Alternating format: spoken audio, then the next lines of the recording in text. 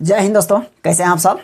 उम्मीद करते हैं आप लोग अच्छा ही होंगे। और चलिए आज हम लोग देखेंगे यानी परमोटेशन एंड कॉम्बिनेशन, यानी कॉम्बिनेशन परमोटेशन तो हम लोग कर चुके हैं और यहाँ देखेंगे आज कॉम्बिनेशन का, यानी इससे पहले वाला क्लास में यानी एक्सरसाइज 6.4 का हम लोग बेसिक कॉन्सेप्ट हम लोग उसको प्रूव किए थे, कुछ प्रॉपर्टीज थे उसको, है ना। तो आज देखेंगे इसका एक्सरसाइज स्टार्ट करते हैं। देखिए यानी 6.4 है एनसीईआरटी से, और यहाँ देखिए एक क्वेश्चन ये कहा गया है कॉम्बिनेशन का। फर्स्ट क्वेश्चन यहाँ कहा गया है if NC8 equals to NC2, हम लोगों को फाइंड करना है क्या, फाइंड NC2। देखिए बहुत सिंपल सा है ये, क्या फाइंड करना है हम लोगों को, यहाँ फाइंड करना है NC2। अगर इसी तरह का बहुत सारा क्वेश्चन रहेगा तो भी आप लोग बना लीजिएगा, लेकिन पहले एक क्वेश्चन का कॉन्सेप्ट अच्छा सा समझ लीजिए। यहाँ देखिए आप इसको क्या कर सकते हैं, ये दोनों तो इक्वल है और हम लोग एक फार्मूला इसका जानते हैं। यदि NCR रहेगा तो इसका फार्मूला आता है कि फैक्टोरियल n, और नीचे होगा फैक्टोरियल n माइनस r, और यहाँ फैक्टोरियल r होगा। क्लियर है, ये चीज़ तो आप समझ गए, ये फार्मूला है। तो अगर इसको हम लोग फार्मूला में देखेंगे तो ये हो जाएगा आपका फैक्टोरियल n, और नीचे हो जाएगा फैक्टोरियल n माइनस 8, है ना। और यहाँ हो जाएगा आपका फैक्टोरियल कितना, ये हो जाएगा फैक्टोरियल 8 क्योंकि r है।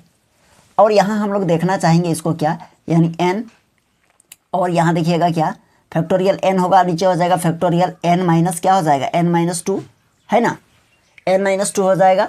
और यहाँ आपका हो जाएगा क्या, हाँ यहाँ आपका हो जाएगा फैक्टोरियल यानी 2 हो जाएगा।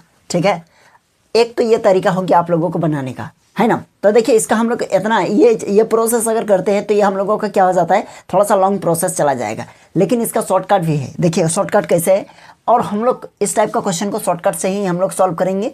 जैसे यहाँ देखिएगा, यदि हम यहाँ देखिए, यदि आपके पास फार्मूला रहेगा यानी यहाँ C2 ये रहा, तो इसको कैसे लिखिएगा। ठीक है, देखिए शॉर्टकट समझिए। यदि यहाँ पर यहाँ 6 है और यहाँ 2 है, यहाँ नीचे जो रहेगा यहाँ अगर 2 है तो आप ऊपर वाला को क्या कीजिएगा, 2 बार डिसेंडिंग ऑर्डर में लिख दीजिएगा। 2 बार क्या करना है, डिसेंडिंग ऑर्डर में लिख देना है, यानी कहने का मतलब है उसको आप घटते क्रम में लिख दीजिए, है ना। और नीचे है तो नीचे का भी फैक्टोरियल क्या हो जाएगा, 2 × 1 हो जाएगा, और ये हो जाएगा देखिए 3 टाइम्स में कट जाएगा, यानी इसका रिजल्ट हो जाएगा आपका 15। ये शॉर्टकट मेथड है ना। जैसे बहुत सारे स्टूडेंट ये कहेंगे सर इस यानी ये मेथड जो है ना ये माइंड में रहेगा कैसे, तो माइंड में रहने के लिए यहाँ देखिएगा, यदि 7 है और यहाँ 3 है तो कैसे लिखेंगे, नीचे जितना है 3 है तो दैट मीन्स ऊपर वाला को 3 बार क्या लिखना है, घटते क्रम में, और नीचे क्या है 3 × 2 × कितना हो जाएगा 1।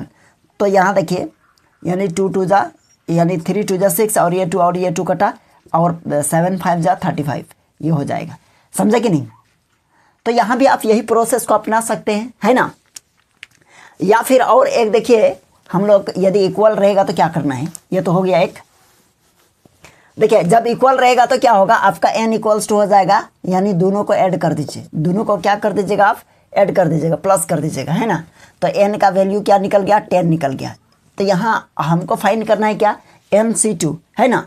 तो NC2 फाइंड करना है, तो यहाँ देखिए n के प्लस पर 10 लिखेंगे और यहाँ C2, और इसको हम लोग लिख सकते हैं क्या, नीचे 2 है, दैट मीन्स इसको 2 बार लिखना है घटते क्रम में, नीचे 2 है, ये 5 टाइम्स में हो गया, और ये हो जाएगा आपका 45, ये हो जाएगा आपका आंसर। ठीक है, ये समझ गए होंगे, कोई दिक्कत नहीं है। अब देखिएगा ये इस तरह का क्वेश्चन जो है ना आपका एग्जाम्पल में भी मिलेगा। देखिए एग्जाम्पल में एक क्वेश्चन है जिसको हम देखिए, यहाँ एग्जाम्पल का ये क्वेश्चन एक लेते हैं, इसी टाइप का है। यहाँ देखिए यहाँ भी कहा गया है if NC9 equals to NC8, और फाइंड करना है क्या, चलिए फाइंड करना है आपको NC17। क्या फाइंड करना है, NC17। तो देखिए क्या कीजिएगा, ये आप दोनों इक्वल रहेगा और आपका क्या है ऊपर में जो दोनों सेम चीज़ रहेगा, तो आप यहाँ डायरेक्ट लिख सकते हैं n इक्वल्स टू हो जाएगा 9 + 8, तो ये हो जाएगा n इक्वल्स टू 17। ओके, तो n का वैल्यू 17 निकला, और आपको फाइंड करना है NC17, है ना। क्या फाइंड करना है, NC17, तो हो जाएगा आपका n के प्लस पर 17, और यहाँ ऑलरेडी 17 है। तो आप लोगों को एक फार्मूला बताया गया था, यदि यहाँ n रहा और यहाँ भी n रहा तो इसका वैल्यू 1 होता है ना। यदि दोनों सेम चीज़ रहेगा तो इसका वैल्यू आपका क्या हो जाएगा, 1 हो गया, यानी इसका आंसर हो गया आपका 1। समझ गए ना। चलिए ये कोई दिक्कत नहीं है, ये हो जाएगा आप लोगों का। अब इसका स्क्रीनशॉट ले लीजिए। चलिए ये चीज़ हो गया। अब देखिएगा इसका हम लोग क्वेश्चन नंबर 2 देखते हैं। क्वेश्चन नंबर 2 का यानी इसमें कितना क्वेश्चन है, 2 क्वेश्चन है। देखिए क्वेश्चन नंबर 2 में कहा गया है क्या, डिटरमाइंड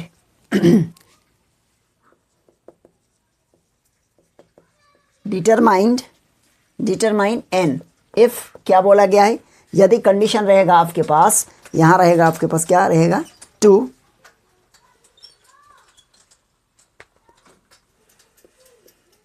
टू एन सी,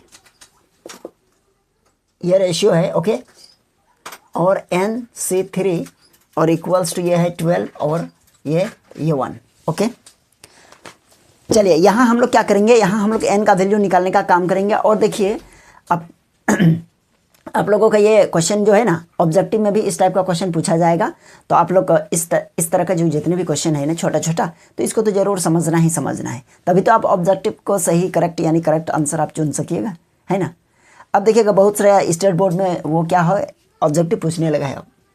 तो इसको हम लोग लिख सकते हैं क्या, देखिए तो इसको लिख सकते हैं हम लोग, यानी इसका लिखेंगे यानी 2n और ये हो जाएगा, अच्छा ये 2n हो जाएगा 2n और ये हो जाएगा C3, अब बाई n और ये हो जाएगा nC3 और इक्वल्स टू यहाँ हो जाएगा 12/1।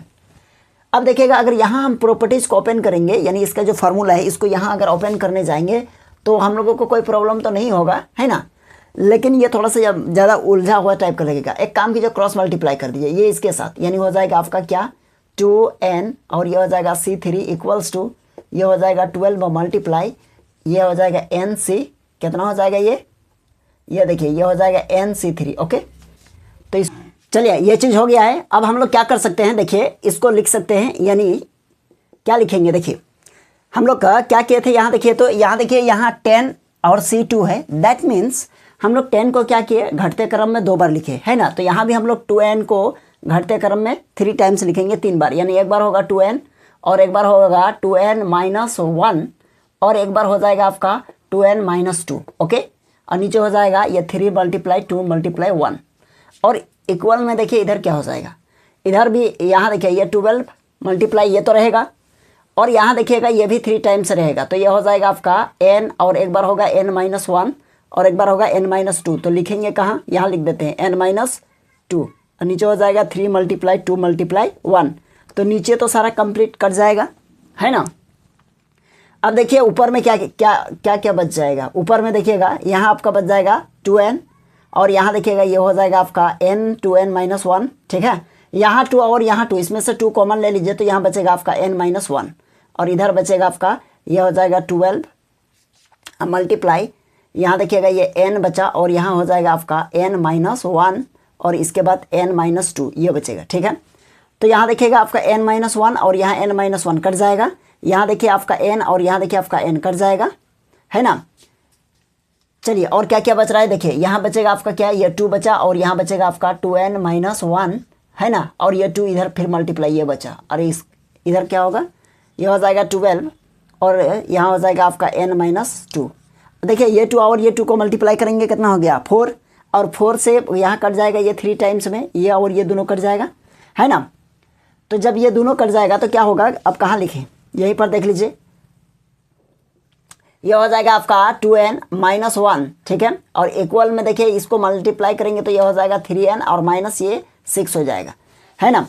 अब आगे देखेंगे, इसको हटा दें।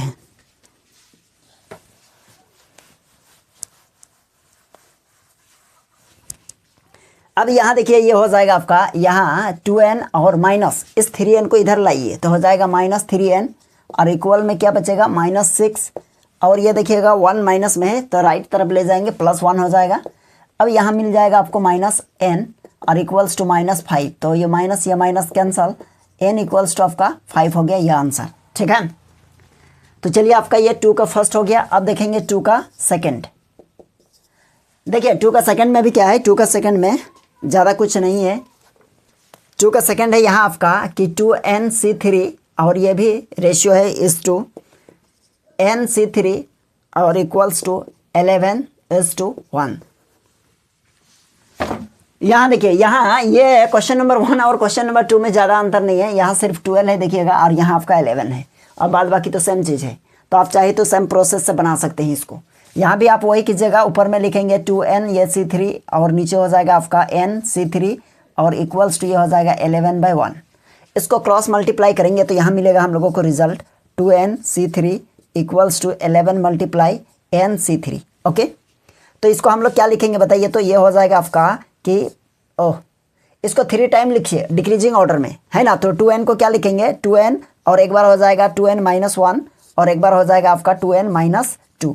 ठीक है, नीचे हो जाएगा 3 मल्टीप्लाई 2 मल्टीप्लाई 1, और इक्वल्स टू ये 11 तो रहेगा, और इसको लिखेंगे 3 टाइम्स n, और ये हो जाएगा n - 1, और इधर हो जाएगा आपका n - 2, है ना। 3 टाइम्स हो गया, और इधर हो जाएगा आपका 3 मल्टीप्लाई 1 सॉरी 2 मल्टीप्लाई 1। ठीक है, तो देखिएगा नीचे का कंप्लीट कट जाएगा, ऊपर में क्या बच रहा है? देखिए ऊपर में यहाँ 2 बच रहा है, 2n, तो हम लोग लिखेंगे यहाँ 2n, और यहाँ हो जाएगा आपका कि 2n - 1, और यहाँ देखिएगा यहाँ 2n - 2, दैट मीन्स यहाँ माइनस 2 को कॉमन ले लेंगे तो बचेगा n - 1। ठीक है, इसका स्क्रीनशॉट ले लीजिए। तो